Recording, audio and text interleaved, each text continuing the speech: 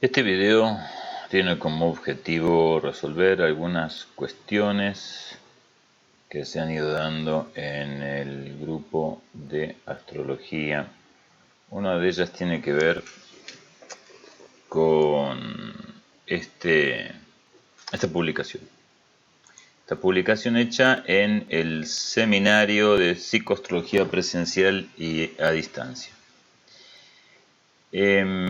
La publicación, tomada de un recorte de un libro sobre la fantasía, bueno, después acercó el título, dice así: es porque el primum movens no es la historia circunstancial del sujeto, por el contrario, tiene que haber un esquema previo capaz de funcionar como organizador. Para Freud, solo hay un modo de dar cuenta de este antecedente. Es decir, ¿qué es lo que está diciendo? Está diciendo que hay un antecedente, hay algo, hay una instancia que funciona como organizador de las percepciones y de lo que podríamos llamar los elementos constitutivos de la realidad para el viviente, o sea, el niño. Digo el viviente porque estoy hablando de un niño que todavía no tiene un yo, que todavía no es un sujeto, que es simplemente carne viva. ¿Está bien? Entonces dice el texto: para Freud, solo hay un modo de dar cuenta de este antecedente. Él solamente tiene una manera de dar cuenta de esto, y es pensando en la explicación filogenética, es decir, una explicación de una génesis, de que la cuestión estaría en lo genético. Es posible entonces que todas las fantasías que hoy escuchamos en el análisis, ¿sí?, hayan sido antaño, en las épocas originales del género humano. Él está pensando ya en toda la generación, todo el ser humano, es casi algo que lo deja cerca de Jung, por cierto, ¿no? Porque de alguna manera, claro que él no piensa en un inconsciente colectivo, él está hablando de algo que estaría en los genes y que de alguna manera daría acceso a la totalidad de las experiencias genéticas o ciertas experiencias en épocas originales del género humano. Y así lo dice él allí: hayan sido antaño, en épocas originales del género humano, realidad. Lo que fue realidad de hecho, entonces, en nuestros antepasados, se transformaría en realidad psíquica en los sujetos presentes. Un psiquismo, entonces, en este caso, que anticipándose o estando allí a priori, antes, organizaría de alguna manera la experiencia en un centro autoconsciente, que podría ser el yo, o incluso en un psiquismo más complejo. Entonces el psiquismo al que él se refiere acá sería un protopsiquismo. Bueno, plantea problemitas.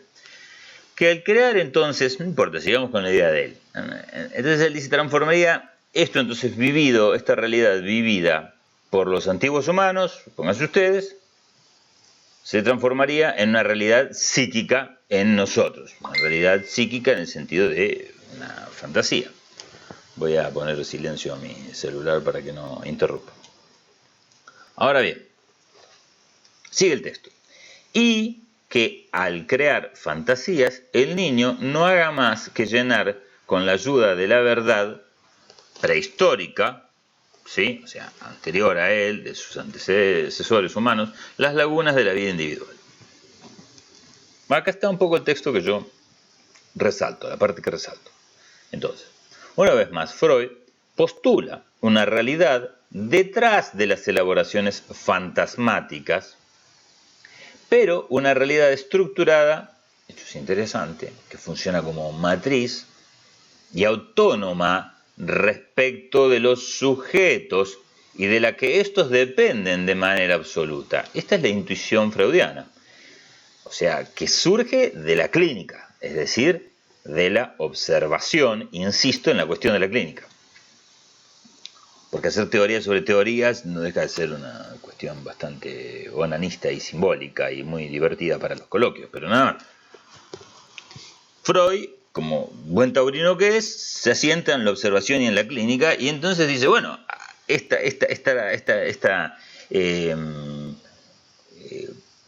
instancia organizadora, ¿no? Dice, una realidad estructurada y autónoma respecto de los sujetos. Estructurada y autónoma. Fíjense qué interesante las palabras que utiliza. Estructurada quiere decir que funciona como una máquina, como una matriz capaz de organizar las experiencias. Bien. Respecto de los sujetos y de la que estos, los sujetos, y ya estamos hablando ahí entonces de sujetos sujetados a lo social, yo, o sea, un yo, un psiquismo, dependen de manera absoluta. Más aún, dice él, admite la posibilidad de que entre el esquema y las vivencias individuales exista una discordancia capaz de condicionar el conflicto psíquico. ¿Qué quiere decir? Quiere decir que yo tengo un esquema heredado, sería un poco el planteo aquí de Freud, tengo un esquema heredado. Este esquema es el esquema de patrón filogenético. Y tengo a su vez una experiencia, una vivencia individual que entra en discordancia o en conflicto con este esquema. Y eso podría ocasionar, por lo tanto, algún tipo de síntomas, de problema, lo cual sería previsible, ¿no? Porque las circunstancias presentes coinciden con ese esquema. El planteo que sería otro. El planteo sería cómo esto que yo tengo, que él ve como anterior al momento espaciotemporal del sujeto, o sea, es interesantísimo que él lo ubique en una instancia pretérita. Él lo ubica en una instancia de tiempo desfasada. Yo lo voy a ubicar en otro lugar. Yo voy a decir que es en el mismo tiempo y espacio, pero en otro plano. Esa es la diferencia. Y voy a decir que esto que él no encuentra, esta causa que él le adjudica a lo filogenético, es la carta natal. ¿Está bien? La carta natal como patrón de cualidad, ¿está bien? Que coexiste, pero tiene una distancia, porque no está en el mismo plano, a la emergencia del sujeto como viviente que está naciendo. Como hay una distancia de planos, pero él no lo entiende a esto, él ve una distancia de tiempo. Donde hay distancia de plano, él ve distancia de tiempo. Esto es meramente algo, lo más simple que puedo para explicarlo, para dejar un comentario, porque no poderme escribir esto porque recién lo escribí y se me borró, así que no te van a escribirlo, no. Quienes quieran tener una explicación más sofisticada, bueno, en todo caso tendrán que asistir a alguno de mis cursos o ver mis seminarios online. Ahora bien, es importante entender esto porque este fragmento de texto que encontré hace muy poco, yo voy a buscar bien cuál es el libro, pero no recuerdo, pues estaba online. Me llamó la atención. Yo no sabía que Freud lo había visto de esta manera, tan claramente. Claro que él no le encuentra la respuesta. La otra respuesta de un inconsciente colectivo, que es el intento de respuesta junguiano, no es más que una especie de remix de la posición freudiana, ¿no? No responde tampoco. O sea, encontrar una serie de repeticiones de mitos en distintos tiempos y en distintas culturas no implica que exista un inconsciente colectivo. De todas maneras. Hay fenómenos, o sea, la ciencia, hace ya tiempo, ha empezado a considerar estas cuestiones que no están en lo genético. Vale decir, ¿a qué me refiero? Que si se trata de buscar la génesis de las formas en los genes, pues en los genes no está. Este ya era un problema para los griegos. De ahí que tipos como Rupert Sheldrake hayan intentado o hayan elaborado una hipótesis como la de los campos de resonancia mórfica. Y estos campos de resonancia mórfica, los propios genes del niño al nacer, el propio ADN, el propio cuerpo del niño, podría sintonizar de alguna manera con este campo de información de su propio linaje y de su propia familia, que tiene un alcance en intensidad, es ilimitado como un campo magnético, pero tiene un nivel de densidad cercano, que lo ubicaría en las 4 generaciones anteriores, como dice curiosamente la Biblia. maldeciré hasta la cuarta generación, que esta posibilidad exista, también afirma la cuestión astrológica, porque está apuntando a lo que yo he relatado como la luna en la carta natal.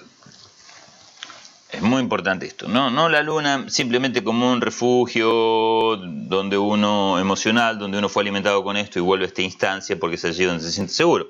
Algo más que eso, estoy hablando de que una luna en Escorpio, vean mi video de la luna en Escorpio, estamos hablando de un niño que cuando se va formando en el vientre de su madre, yo no digo que uno le toca a la madre, a uno no le toca nada, yo no pienso en esta cuestión de narcisista de la necesidad de existir antes de y toda la zaraza esa, no me voy a explayar demasiado porque lo he hecho en otros videos creo. Pero básicamente entonces voy a arrancar con la hipótesis de que todo lo que es se forma en ese instante, se va formando a partir de comer, de alimentarse, de que la madre se alimenta. A su vez, todo lo que es perceptivo para la madre va a generar una realidad, un estado psíquico y una realidad emocional o un plano emocional o una reacción emocional que son literalmente ciertos neuropéptidos y ciertas hormonas en el cuerpo de la madre.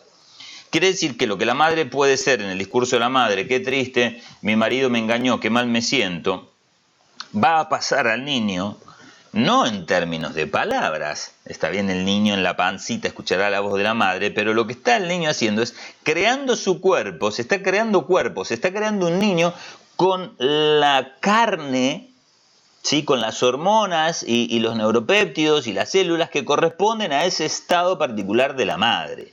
El niño es ese estado que la madre vive. Esto es muy fuerte. Y esto es ciencia, por otro lado. Eso que la madre está viviendo emocionalmente, eso que sucede, ese entorno que sucede, se transforma en un niño. Eso es lo que la luna en la carta natal nos viene a señalar. Por eso la astrología para los hindúes, ellos incluso toman el momento de la concepción, etcétera, etcétera. Ahora bien, ese cuerpo particular es como que yo dijese que armo una antena particular, está bien, con un bobinado, está bien, que tiene una especificidad, que es la especificidad de esto vivido por esta madre, con este dolor, esta pérdida, estos miedos, estas contradicciones, este rencor respecto de este hombre que la dejó, supongamos, o es una madre que perdió un niño anteriormente y tiene miedo de perder esto, y la idea de la muerte y la angustia, eso serían ejemplos de una luna en Escorpio. Entonces, ese cuerpito es una antena, es decir, digamos, puede resonar, y para esto hay que ver otros videos donde explico lo que es la resonancia, etc. Va a resonar y va a sintonizar con lo que podríamos llamar el campo de resonancia mórfica de la familia, o sea, el campo de información familiar de los abuelos, de los bisabuelos. Es así posible, entonces, estoy tratando de acercarme a esto que está acá, y todo esto lo vemos en la carta natal, ¿vale? Si en la carta natal nosotros lo que vamos a ver es este esquema, es decir, que la hipótesis que yo estoy proponiendo es que no se trata de la explicación filogenética que busca Freud, sino que de lo que vemos aquí es literalmente el mandala natal. El mandala natal es lo que vemos, que va a funcionar tal cual lo dice Freud aquí, como una realidad estructurada y autónoma respecto de los sujetos, porque pueden hacer con esa misma carta un mellizo, una carta prácticamente idéntica. La carta es la misma, los sujetos no van a ser luego los mismos, van a estar sometidos a diferentes experiencias y van a activar diferentes partes de la carta y van a responder en distintas octavas de posibilidad de esa carta natal. Entonces, veamos lo que dice aquí al final. Dice, en esa realidad, es esa realidad que da cuenta del juego imaginario, él impone su ley, parece estar, ¿no? Dice, prefigurado el orden simbólico, tal como lo define Lévi-Strauss y Lacan. El orden simbólico como prefigurado. Es sumamente interesante esto. Lo he demostrado en seminarios, uno que di hace poco en La Plata, específicamente gente del campo, o sea, psicoanalistas, psicólogos, donde en vivo, pertenecen a este grupo, así que me van a poder desmentir si lo que digo es mentira. De alguna manera dije o expresé, mirando sus cartas brevemente, situaciones que habían podido vivir estas personas en determinados momentos, en determinada edad, y que habían marcado o habían dejado ciertas marcas emocionales, por ende en lo psíquico y por ende en lo simbólico. Ahora bien, quiere decir entonces, volvamos al planteo, que es un planteo interesante, por eso dije acá a ver si cazaban algo de lo que decía, y hay una serie de respuestas. Voy a tratar de responder en base a esto a otro tema, que es que está dado en el seminario acá, a ver si lo puedo encontrar, respecto de una pregunta y de ciertas cuestiones que se están dando de la posibilidad que tiene la astrología como herramienta de predicción. Ok. Empecemos por entender que la astrología es una ciencia de ciclos. Mora López pregunta aquí un poco por cómo ella va a estar parada respecto de una serie de tránsitos o de circunstancias que va a tener. Es una participante del grupo de Astrología para Todos. Y justamente la mayoría de las personas se escinde de su carta natal. La mayoría de las personas piensa que la carta natal es algo que le pasa a ellos. La carta natal no nos sucede, ¿sí? Somos la carta natal. Somos una expresión de esa cualidad que es la foto del cielo, en el instante de nuestro nacimiento. Luego explicaré cómo es posible que funcione como un reloj dentro de un reloj. Por ejemplo, en el caso de las progresiones, lo cual es bastante fácil de explicar, si se lo entiende, claro. Si se lo ha visto. Trataré de dedicar un video a eso. Pero la cuestión es cómo estoy yo parado, o otro ejemplo les voy a dar, no personal de esta señora, de esta chica, voy a dar otro ejemplo. Una interpretación sobre la carta de los tránsitos y el futuro de Cristina Fernández de Kirchner. ¿Podemos saber qué le va a pasar a Cristina Fernández de Kirchner cuando tenga Urano en cuadratura al ascendente? No podemos saber. No podemos saber. Pero sí podemos saber qué va a pasar si Boca juega con River tal día, en tal lugar, a toda la hora exacta. Podemos adelantar el resultado y podemos estar muy cerca de adelantar el resultado. Ahora uno dice, pero ¿cómo? Entonces la astrología sirve para predecir unas cosas y otras cosas no. Vamos por partes. La carta natal me va a decir que yo tengo cierta naturaleza. Me va a decir, por ejemplo, que yo soy un gato. Me va a decir que esa es mi naturaleza. Y sobre ese patrón de naturaleza, que lo voy a llamar así en un sentido bastante espinosista y muy dinámico como lo es Spinoza, y en un sentido casi delesista o delesiano, de lo que voy a hablar es de que puede pasar que ese gato que se críe entre las palomas y que entonces él crea, porque su yo se va a construir espejándose y mirándose con los otros, que es una paloma fea, una paloma negra, que bueno, tiene plumas, tiene pelo, se mete plumas, y bueno, sus hermanitos vuelan y el resto de las palomas vuelan y él aletea y lo único que consigue es arañar a otras palomas que se alejan de él, no vuela, entonces se pone a pensar, bueno, yo soy un tarado, no puedo volar, soy una paloma fea y encima no vuelo. Entonces empieza a haber una discordancia entre su naturaleza, empieza a tener problemas de vínculos, ¿no? Empieza a haber una discordancia entre su naturaleza que él ignora y el ego o el yo o lo que él piensa de él, su imagen de sí mismo. Bien. Yo puedo saber qué va a pasar en determinado momento de la vida de este gato. Y yo puedo saber que de acuerdo al despliegue de su carta natal va a pasar ciertas situaciones de maduración, va a pasar ciertas situaciones frustrantes, un tránsito de Saturno, que va a implicar que él tenga que estructurarse a partir de cierto movimiento muy solitario, o sea, individual, personal, confrontando ciertas limitaciones y frustraciones, bla, bla, bla, bla, bla, bla, está todo en mi blog. Sí. ¿De qué manera lo va él a manejar a esto? Pero no tengo la menor manera, no tengo la menor modo de saber de qué manera él lo va a manejar, porque cada uno, insisto, ¿no? Podemos verlo como los arquetipos junguianos, o podemos verlo como lo muestro yo, que son matrices embonantes. Digo, tengo en el subsuelo el tipo que anda con el cuchillo, tengo en el primer piso de este edificio tengo el carnicero, tengo en el siguiente piso más amplio, ¿ven? Lo voy haciendo como un cono. Es una estructura, voy a poner al cirujano cardiovascular, más arriba voy a poner al guerrero Zen, al guerrero samurái. Todos están usando un cuchillo, pero bueno, su nivel de conciencia es diferente y su manejo y su manifestación es diferente, y están todos dentro del mismo Marte-Mercurio, supongan ustedes. Pero la manifestación es distinta. La mayoría hace un movimiento horizontal. Para la mayoría crecer es tener más carnicerías, tener más cuchillos, etc. Es un movimiento horizontal, no es un movimiento vertical. Es el movimiento al que la sociedad nos lleva porque esto conviene al sistema capitalista. Y mucho de lo que a mí me va a pasar con un tránsito, sabiendo que yo soy carnicero y que estoy fijado en un punto, bueno, es más o menos previsible. Me puede decir, pueden pasar tales o cuales acontecimientos. Es una gran gama. Pero depende de cómo usted lo vaya a manifestar. Es probable que el tipo consiga hacer una cadena de carnicerías o que deje las carnicerías, siga teniendo la que tiene, mejor dicho, y se ponga a estudiar en la facultad la carrera de cirujano. Y ambas posibilidades corresponderían al mismo tránsito de crecimiento y expansión, por ejemplo. Entonces, supongan ustedes, por decir una cosa, jupiteriano. Pues. Así que no podemos saber eso. Prever qué va a pasar a una persona es imposible. Ahora, ¿qué pasa si yo tengo que se va a enfrentar un gato con un águila, que dentro de todo, digamos, es un pájaro, pero no es un pájaro tan debilucho, ¿no? Os voy a poner otro ejemplo que sea más claro. Podría ser, por ejemplo, un tigre. Ahí está. Con un oso, está. Entonces yo hago la carta del tigre, la carta del oso, y sé que en ese momento para el tigre está en el momento del celo y del apareo, así que está lleno de testosterona y adrenalina, es bastante loquito.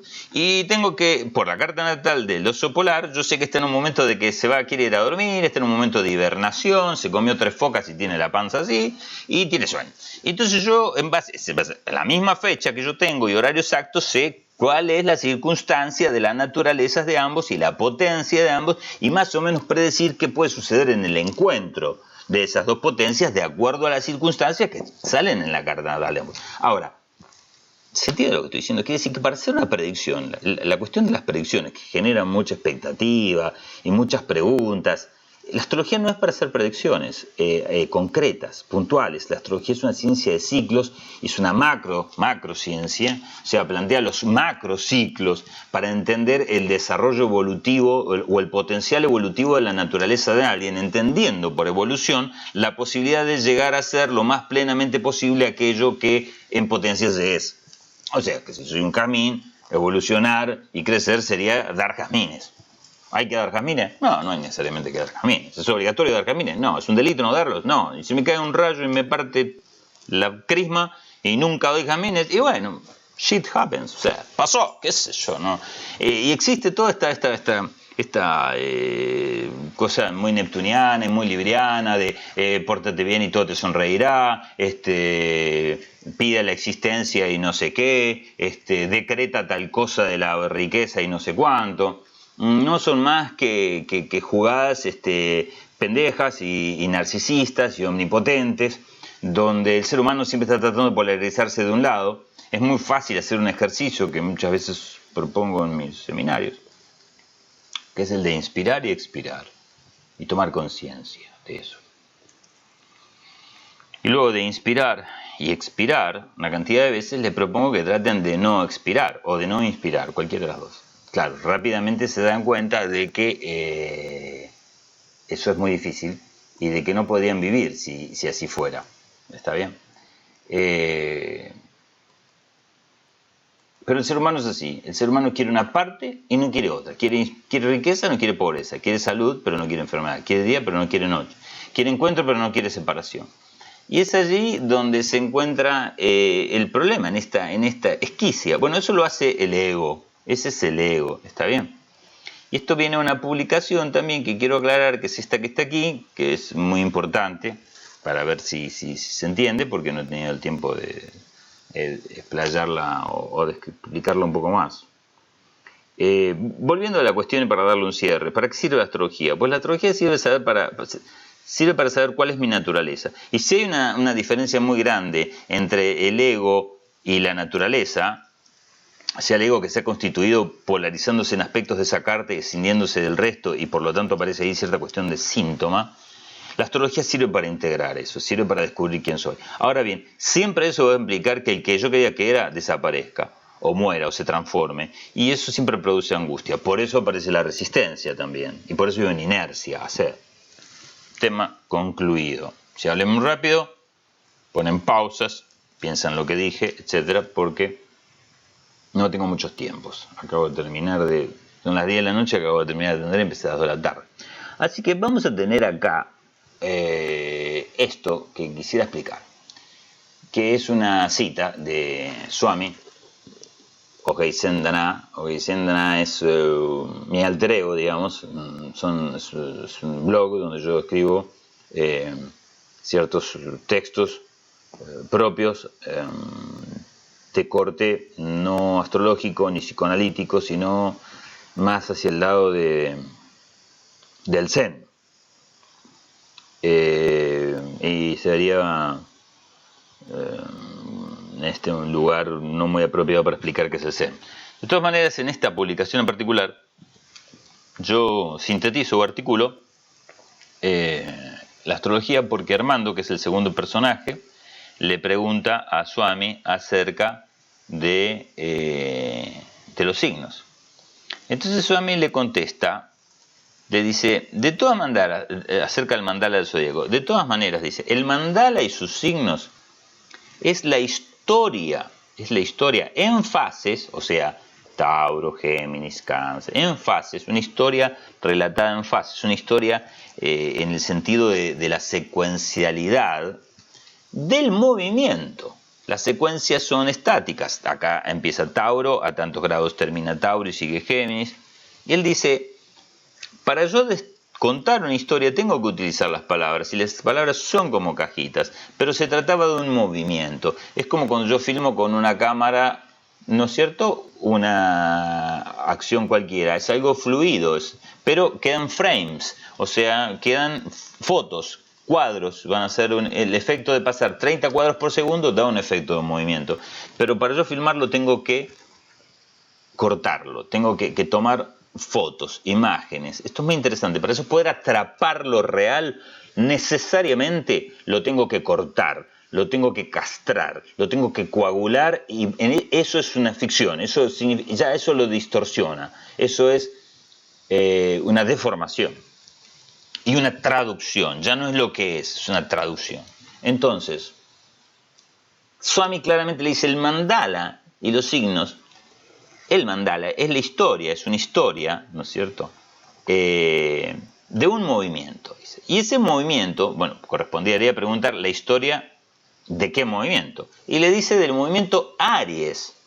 O sea, de eso en eso, es decir, de Piscis en Piscis. ¿Qué está diciendo? Está diciéndole a Armando que se imagina algo así, como que Piscis, o eso, Brahma, Dios, como usted lo quiera llamar, el cosmos, la creación, es una especie de océano multidimensional o adimensional, pero no es tridimensional, es multidimensional o adimensional, ¿sí? Que podríamos pensar que ese océano se mueve en sí mismo, como que se genera allí una corriente. Y ese movimiento del océano en el océano, ¿sí?, ese movimiento, esa primera instancia de movimiento es Aries. Ese es el movimiento cardinal. Ese movimiento Aries se va a desplegar entonces en una serie de remolinos y de cuestiones. Y la historia de ese movimiento, la historia de Aries, es el resto del zodíaco. Eso es lo que está diciendo Swami. Es muy interesante que Heráclito tenga una frase que me impactó hace muchos años, que es: la guerra es la madre de todas las cosas. Aries es la madre de todas las cosas. Yo ubico a Aries, al signo de Aries, en el registro lacaniano de lo real. Al signo de Tauro en el registro lacaniano de lo imaginario, y a Géminis en lo que nosotros llamamos lo simbólico. Y Swami le sigue aclarando, le dice, es decir, Aries no es más que el movimiento de Piscis en Piscis, no es tampoco que exista un Aries. No es secuencial por sí mismo, le dice, el movimiento ¿no?, al que él se refiere, de Piscis en Piscis, o del océano en el océano, del agua en el agua, Brahma en Brahma, Dios en Dios, sino que es embonante, como la media, como los toroides, embonante, busquen la palabra, y emergente quiere decir que salen niveles de orden más complejos dentro de ese movimiento de atravesamiento propio. Esto es muy importante porque nosotros solamente podemos pensar en polaridades. Entonces, cualquier cosa que aparece en nuestro plano de manifestación para nosotros va a ser polar siempre. Si desaparece, se reúne en un punto que ya se nos hace inaccesible. Así que las cosas están implicadas o explicadas. A su vez tenemos otro problema que ustedes pueden observar en esta imagen que estoy poniendo aquí, que es que nuestro cerebro solo puede observar, es una determinación estructural y de procesamiento perceptual, etc.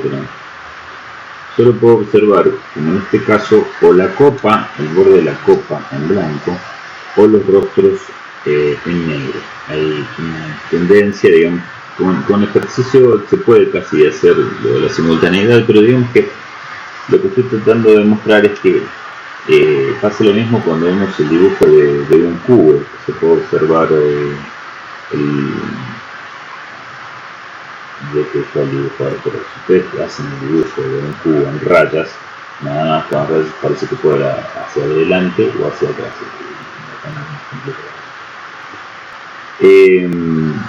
También hay un ejemplo sobre esto respecto del predominio de los hemisferios cerebrales, con una bailarina en internet que gira y de acuerdo a cuál es el predominio de funcionamiento que tenemos podemos girar en un sentido o en el otro. Entonces básicamente, en concreto, como dije, no solamente cuando las cosas se manifiestan, y eso tiene que ver obviamente con nuestra conciencia, cuando digo que las cosas se manifiestan en términos de polaridades, tiene que ver también con el hecho de que nosotros somos seres polares, tiene que ver con el fenómeno de la mente, básicamente.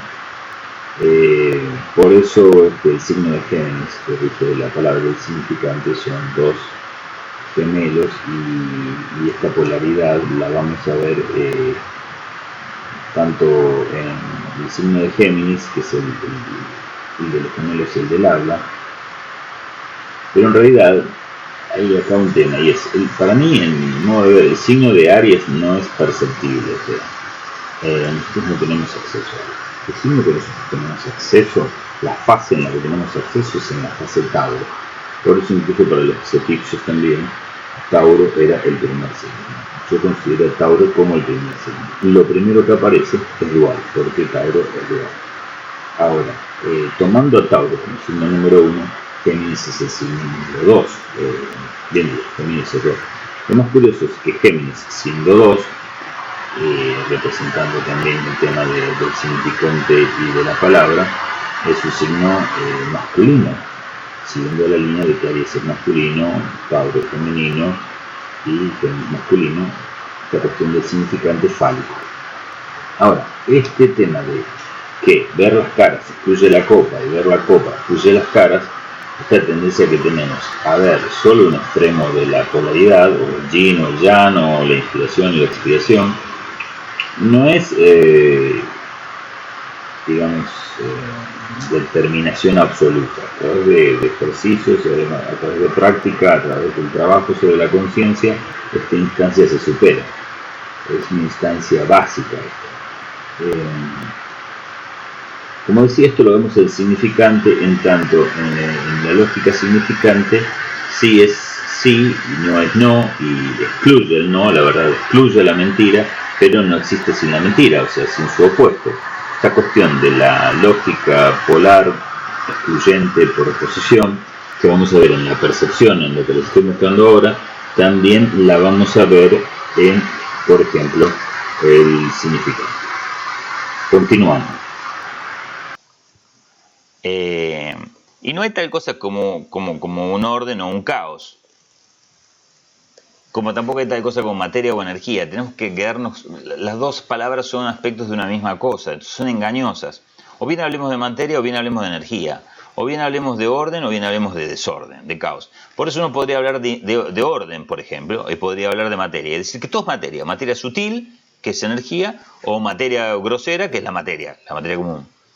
Y podríamos hablar de un orden, que es la instancia explicada, y de un orden, que es lo que nosotros llamamos desorden o caos, o algo que no percibimos, que es la instancia implicada, cuando está ahí en potencia, ¿no? La famosa semilla taoísta. Ahora, nosotros, imagínense ustedes, ¿no? Si tuviéramos el tamaño hay cosas muy interesantes. Si fuésemos mucho más grandes, todo es relativo a nosotros. O sea, el hecho de que la física cuántica dé cuenta de lo pequeño, pero la física relativista dé cuenta de lo grande y que ambas físicas sean difíciles de reunir, a excepción de en algunos puntuales trabajos como el de los agujeros negros, y que, bueno, requieren un cierto nivel de especulación y de establecer reglas que se afirman a sí mismas, o sea, es medio vidrioso todo. Pero uno podría preguntarse, ¿y cómo el universo sabe que es chico y que es grande? ¿Y cómo es que lo chico y lo grande depende de mí? Entonces eso significa que la conciencia es la cuestión fundamental. La conciencia es la generadora del tiempo, la conciencia es la generadora del espacio. Y nosotros, los seres humanos, uno podría preguntarse, bueno, pero mi conciencia no es solamente la conciencia de uno. Los seres humanos somos un organismo, ¿no? El planeta, el sistema solar es un organismo. Esto explica la astrología, por ejemplo. Les voy a dar un ejemplo. Si un grupo de células de acá de mi piel, cercanas al hueso, podrían creer que el hueso es la instancia sobre la que ellas se despliegan, pero que el hueso en sí está muerto, ¿está bien? Porque no tienen una interacción muy clara con el hueso, o no tienen con el hueso la misma interacción que tienen entre sí las células de la piel. Esto es parecido a que yo pensara, a lo que piensa la mayoría, que otras personas están vivas porque tengo un tipo de interacción con ellos, pero la Tierra no es algo que esté vivo porque es como el hueso. Su interacción es sacar cosas de ella o meter cosas de ella, y el planeta no puede estar vivo. Pensar que el planeta no está vivo es algo parecido como que mis células pensaran que yo, como totalidad, no estoy vivo y soy pensante y que yo no las influencio. Es bastante absurdo, ¿verdad? Hay una sinergia acá. Yo las influencio y ellas me influencian. Aunque yo soy más permanente que ellas. Cada 24 horas, por ejemplo, los glóbulos rojos míos desaparecen, pero yo sigo aquí. Interesante, muy interesante. De la misma manera, todas estas cuestiones de lo grande y lo pequeño son bastante confusas, porque tenemos una visión todavía muy reducida del milagro que nos rodea. Pero basta con que uno se ponga a indagar un poco y va a ver que bueno, uno encuentra el órgano y lo ve groseramente y cree que es un hígado, bueno, y que es una cosa completa. Luego encuentra dentro de él tejidos, luego encuentra dentro de él, o sea, grupos de células, luego encuentra la célula, luego desarma la célula y encuentra moléculas, que son grupos de átomos, y desarma los átomos y encuentra protones y neutrones y desarma esto y encuentra leptones y quarks y antiquarks, y empieza a encontrar una cantidad de cosas, pimesones y qué sé yo. O sea, y ya después no saben bien qué encuentran estos tipos. Y a su vez, si nos vamos para arriba y vemos soles que tienen el tamaño de 50 veces nuestro Sol, o más todavía. Entonces, lo que yo generalmente planteo es que se entienda el eje Capricornio-Cáncer y esta cuestión de las membranas. Por eso dice allí en este artículo, en esta parte, que es embonante y emergente. ¿Por qué membranas? Y dentro del rango de una membrana uno puede ir hacia el centro hasta un punto en donde ya no puede ver qué sigue. Pero si entrara va a encontrar de vuelta otro universo. Y si entrara va a encontrar otro universo. Por eso la idea de universos dentro de universos no es una idea loca.